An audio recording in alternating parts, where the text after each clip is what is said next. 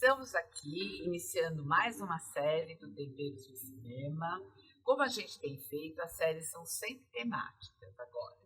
E dessa série, a gente vai mostrar como o cinema faz a gente viajar. Eu sempre comentei isso, que tem muito lugar que eu não viajei ainda, que parece que eu conheço de tanto eu ver nos filmes. Né? Então, eu acho que o cinema tem esse poder, ele leva a gente para viajar, e não só para ver lugares diferentes, como conhecer culturas diferentes, pessoas diferentes. Né? Então, a gente vai chamar essa série de Temperos de Cinema pelo Mundo. E eu estou aqui mais uma vez com os meus convidados, que tornam esse programa muito mais gostoso. Né? O Rafael Amaral, que já é o meu parceiro de muito tempo, jornalista e crítico de cinema.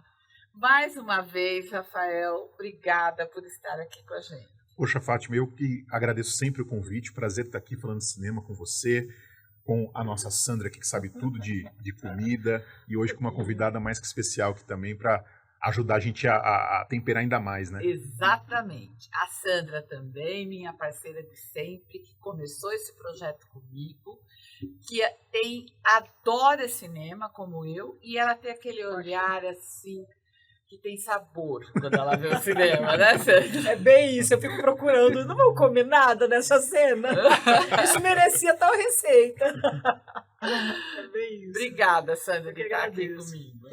E hoje a gente tem uma outra convidada muito especial, que é a Natália Bocaneira, tá certo? Certíssimo. Ela é crítica de cinema, esteve já em vários festivais aí pelo mundo, então esse tema de tempero de cinema pelo mundo vai ficar muito rico com a presença dela. Natália, seja muito bem-vinda aqui ao Temperos de Cinema. Poxa, Fátima, muito obrigada, uma honra estar aqui contigo. Finalmente a gente conseguiu conciliar agendas Verdade. E tudo mais. Obrigada, prazer estar com você, Rafael. Obrigada. Prazer estar aqui com vocês. É nosso. Hoje nós vamos começar esse episódio com o filme Me Chame Pelo Seu Nome. Esse filme é muito bonito, eu acho que muita gente já assistiu, né? Ele conta a história de um único filho de uma família americana, né, com ascendência italiana. Eles estão de férias, estão no interior do norte da Itália, não digo exatamente a cidade, mas é uma região muito bonita que vai fazer a gente viajar muito. E aí ele conhece ele chama assim, uma pessoa que vai lá, é um acadêmico, o pai dele sempre traz acadêmicos para fazer com ele, participar de pesquisa, de um estudo, e ele conhece nessa temporada, nessas férias, que vai mudar a vida dele. Esse filme é muito bonito, ele é muito sensível, e tem paisagens maravilhosas do norte da Itália. Né? Você viaja assim o tempo todo com ele. Como eu sempre começo pelo Rafael, para ele dar uma clareada, assim, né? Então, e Rafael, me fala um pouco desse filme tão bonito, tão sensível. Sim, eu tenho acompanhado a carreira desse diretor, né, o Luca Guadagnino. Eu acho que ele é um diretor de altos e baixos. Eu acho que tem hora que ele acerta, tem hora que ele erra feio. Mas eu acho que esse é o melhor filme que ele fez. Pelo menos dos filmes que eu assisti dele, eu assisti alguns, eu acho que esse, sem dúvida, é o meu favorito dele. Eu acho que é um filme muito, muito bonito, muito delicado. Eu gosto muito da maneira como ele conduz o filme. Um filme sem pressa. Né? O roteiro é muito seguro, a direção é muito segura. Diferente de outros filmes que ele fez, que eu acho que é tudo muito atropelado, muito corrido, que nem esse filme recente dele, Os Rivais, que eu achei bem fraquinho. Mas eu acho que nesse não. Esse a gente vê uma segurança. Eu acho que a gente vê a mão do diretor sem pesar. Acho que é muito gostoso de assistir o filme. Né? E ele é um filme sobre a descoberta da sexualidade, né? Exatamente. Ele é um filme sobre um período da juventude, e eu acho que a opção da fotografia em ser um filme extremamente solar, né? Um filme extremamente em que a luz do sol acho que tem uma importância muito grande nesse filme. Eu acho que isso combina muito bem com o que o filme quer dizer, com o que o filme quer passar, né? Se a gente lembrar que o filme ele começa, e a boa parte dele, me parece que a gente está no verão e ele termina no inverno, né? Então, assim, é muito representativo até da construção desse personagem, que é do Timothée Chalamet, né? Que é o filme que revelou ele também, né? Que acho que é o filme que a gente não conhecia muito ele tinha feito aquele filme Interestelar com o Christopher Nolan, que ele era o filho do Matthew McConaughey, quase ninguém lembra dele, mas depois que ele fez esse filme, ele teve realmente um boom aí, né? Mas eu acho que é um filme que tudo meio que deu certo, né? É um filme que eu acho muito completo, assim, eu gosto muito. Ele é gostoso de assistir, né? Ele é um filme que não tem pressa, E é né? engraçado, assim, sabe uma coisa que chama muita atenção, né? Porque se trata de um assunto tão, né, de família, de pais, de mães, né? Eu sempre vou para esse lado da família, porque eu tenho filhos, né? Então, assim, que a gente nota que quando está na juventude, que tem essa questão, né, o que eu sou, como eu vou ser, né, se descobrindo em tanta coisa, e ele trata de um assunto tão, né, o que foi tabu durante tanto tempo, né, que é a sexualidade, e as cenas, né, são né, do beijo na boca, do abraço, né, da cena homossexual, de uma maneira tão leve que não fica vulgar, né? Não sei se vocês entendem. Não, ela maneira, fica, né? ela é muito bonita, não fica pesada, Não é pesada, né? Você acaba torcendo para que tudo dê certo, né? E fica tão bonito. É bonito de ver também como a reação dos pais, como é uma coisa natural, né? Como é uma coisa... Mas eu não sei se vocês tiveram a mesma, né? Se você teve também, Natália, essa percepção.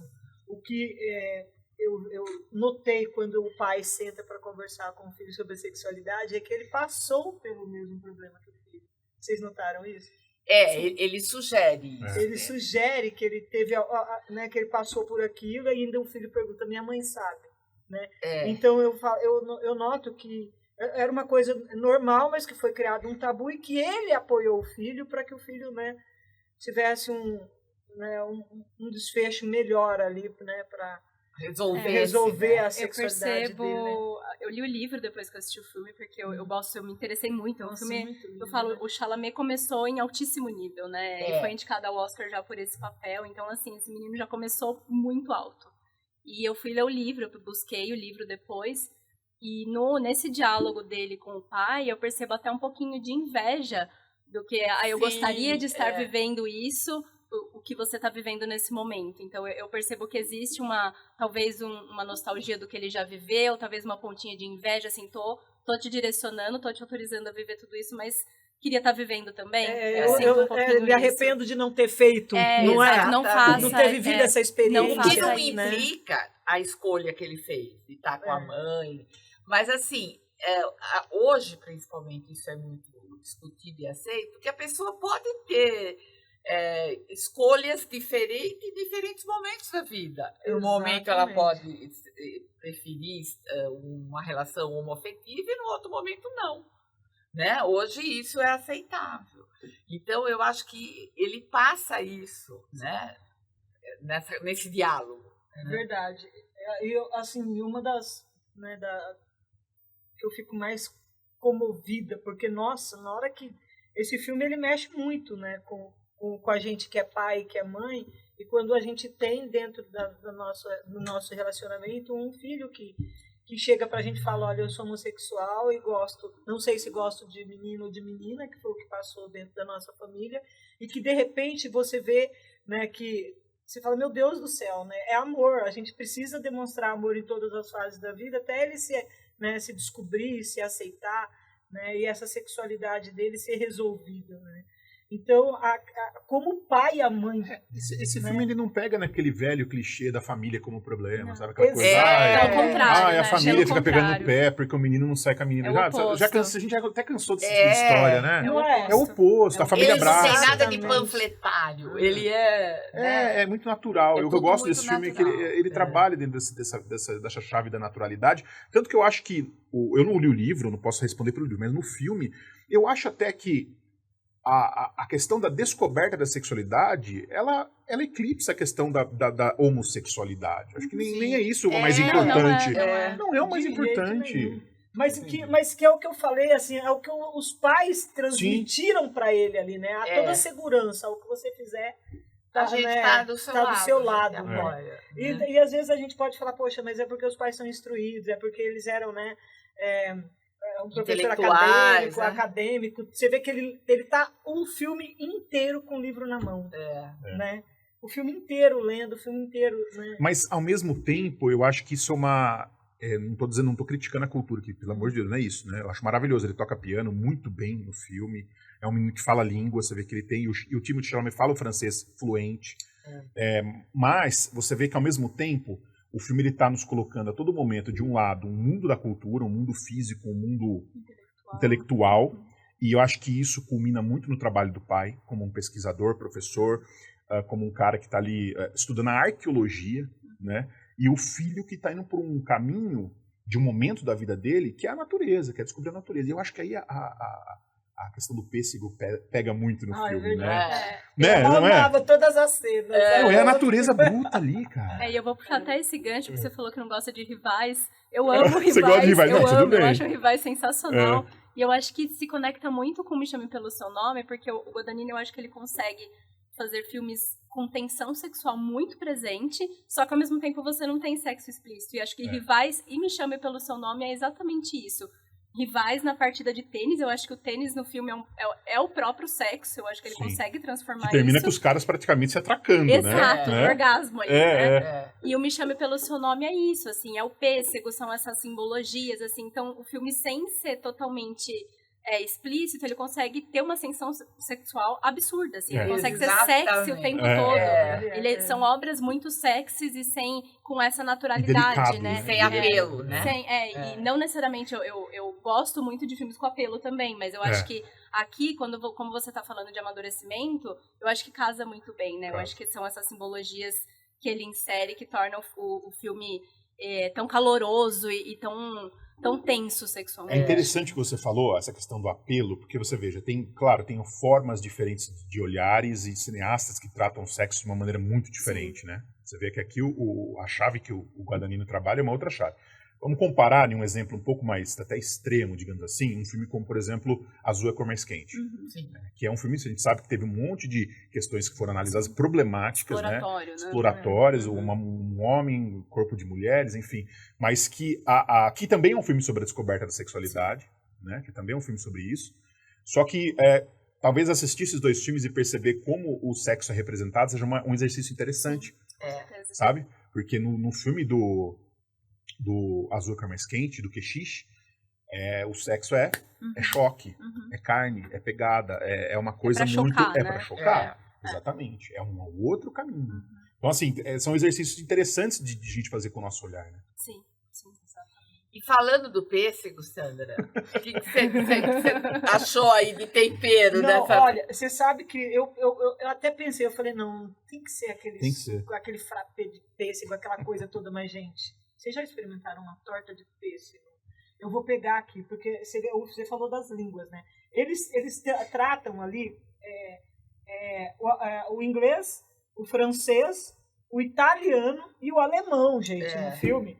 Né? A mãe lê em alemão pro filho traduzir quando ele deita no colo dela, que eu falo, ai, que delícia, né? De momento, né?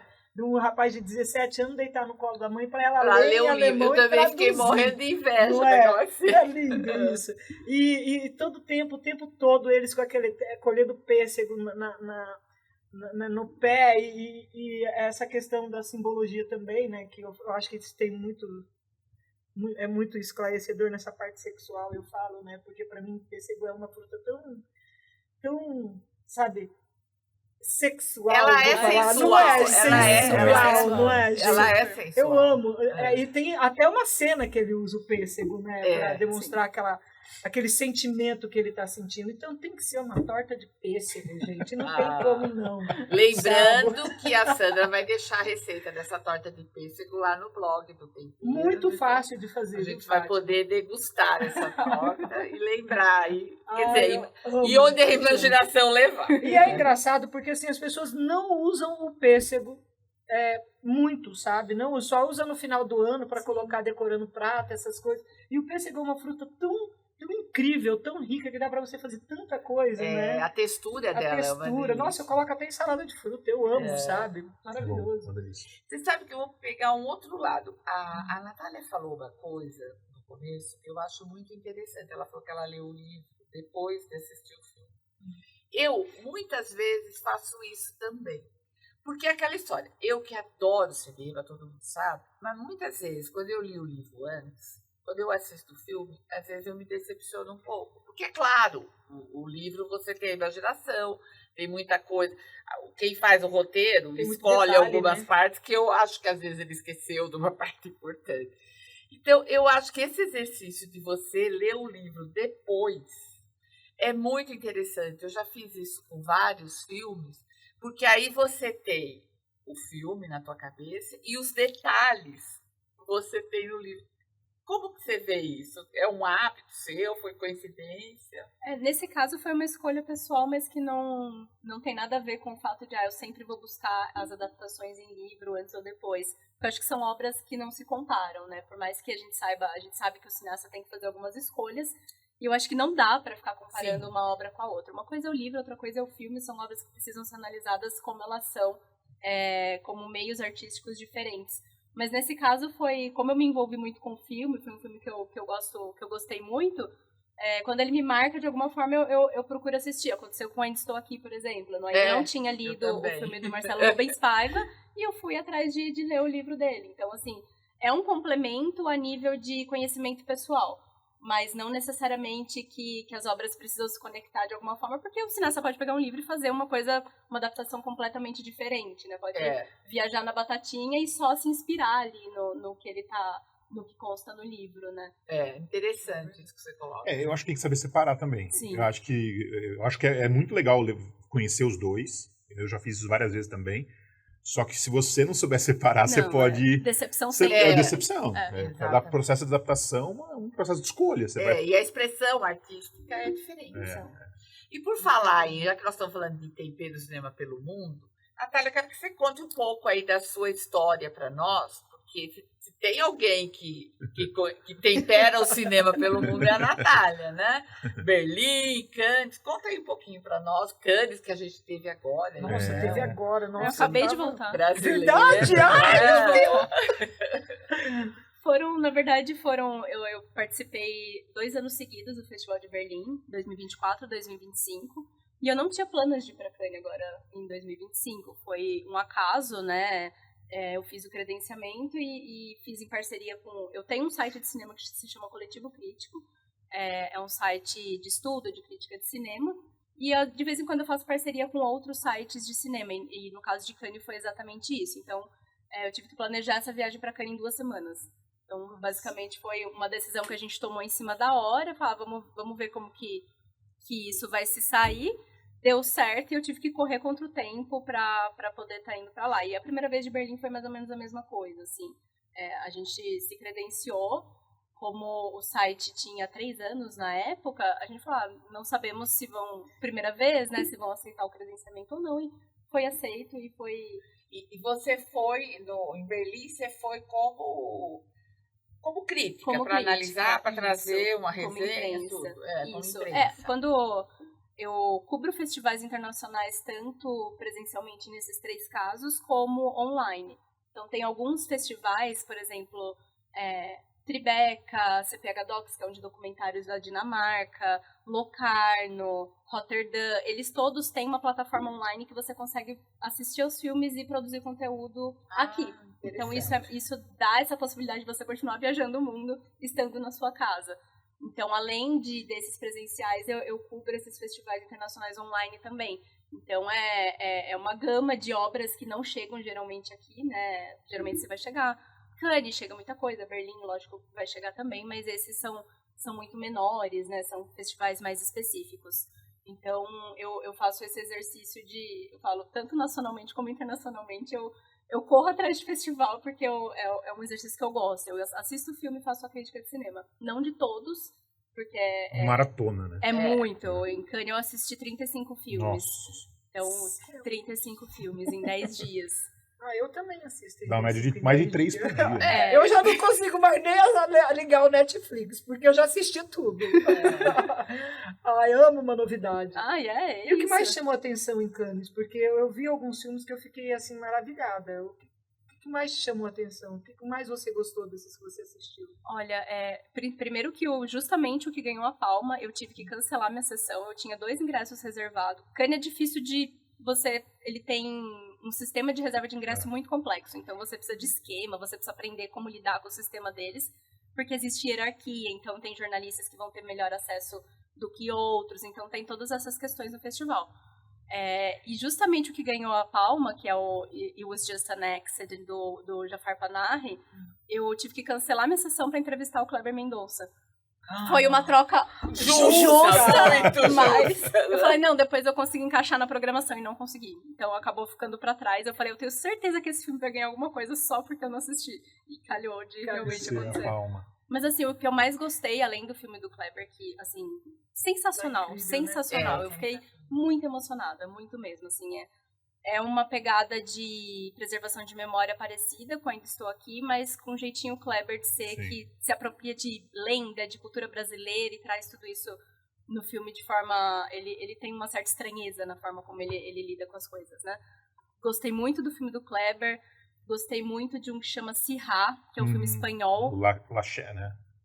Isso, do Laché. E é produzido pelo Almodóvar e pelo irmão dele, eu fiquei sabendo... Eu nunca leio muita coisa antes dos filmes, eu vou sem saber de nada, porque eu gosto assim. E sensacional, assim, é um filme que você tem que assistir sem saber muita coisa mesmo, assim. A única coisa que você pode saber é que você vai estar se enfiando no meio de uma rave, no meio do deserto. O filme começa dessa forma, então...